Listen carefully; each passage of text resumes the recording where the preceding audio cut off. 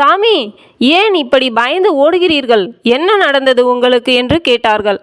அதை மட்டும் கேட்காதே அப்பனே, அது உனக்கும் எனக்கும் தேவையில்லாதது என்றார்கள். அப்படி என்னதான் அது, சொல்லுங்கள் என்று நண்பர்கள் கேட்க, நாங்கள் பார்க்கக்கூடாத ஒன்றை பார்த்து விட்டோம், அதனால்தான் இப்படி ஓடுகிறோம் என்றனர் சாமியார். புலியா, சிங்கமா, யானையா, என்ன அது என்று நண்பர்கள் கேட்க, அதையும் விட கொடியது, ஆட்கொள்ளியது, யாரையும் சும்மா விடாது, அதை பார்ப்பதே பாவம் என்றனர். அப்படி என்ன, அது எங்கே இருக்கிறது, சொல்லுங்கள் என்றார்கள். சொல்ல மாட்டோம், சொன்னால் பாவம், அதை நீங்கள் பார்க்க வேண்டாம், அது உங்களை அழித்துவிடும், உங்கள் அன்பை கரைத்துவிடும், ஆசையை வளர்த்துவிடும், நட்பை கெடுத்துவிடும், நாசத்தை கொடுத்துவிடும் என்றார்கள். இவ்வளவு சக்தியுள்ள அதன் பேர் என்ன, அதை எங்கே பார்த்தீர்கள், சொல்லுங்கள் என்று மேலும் மேலும் விசாரிக்க, வேண்டாம் அப்பா வேண்டாம், நாங்கள் எதன் மீதும் நாட்டம் இல்லாதவர்கள், எல்லாவற்றையும் துறந்தவர்கள், ஏனோ அது எங்கள் கண்ணில் இன்று தென்பட்டு எங்களை ஓட வைக்கிறது, ஆளை விடுங்கள், நாங்கள் சொல்ல மாட்டோம் என்றனர்.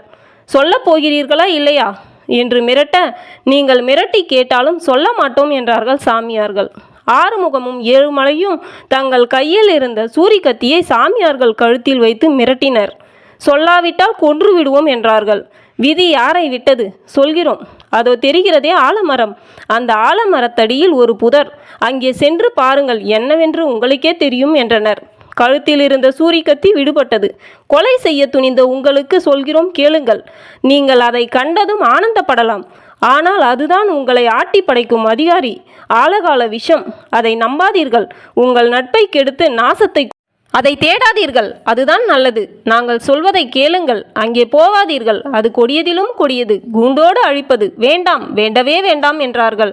சாமியார்கள் சொன்னதை காதில் வாங்கி கொள்ளும் நிலையில் இல்லாத ஆறுமுகமும் ஏழுமலையும் ஆலமரத்தடிக்கு சென்றனர். புதரை விலக்கி பார்த்தனர். அவர்கள் கண்ட காட்சி அவர்களாலேயே நம்ப முடியவில்லை. நண்பர்கள் இருவரும் புதருக்குள் கண்ட காட்சி என்ன, மேலும் அதனால் அவர்களுக்கு நடந்த விபரீதம் என்ன என்பதை தெரிந்து கொள்ள சேனலை சப்ஸ்கிரைப் செஞ்சுட்டு கீழே இருக்கிற ப்ளே பட்டனை ப்ளே பண்ணி முழு கதையை பாருங்கள்.